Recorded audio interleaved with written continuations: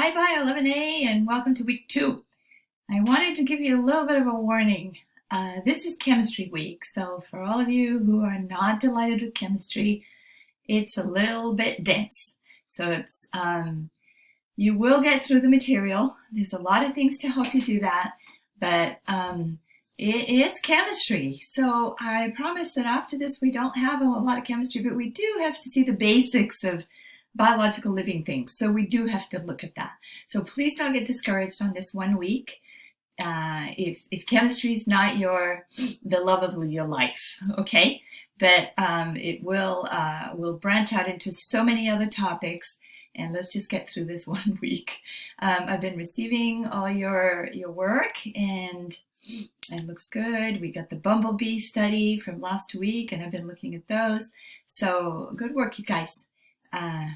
Head on. Here we go. See ya. Bye.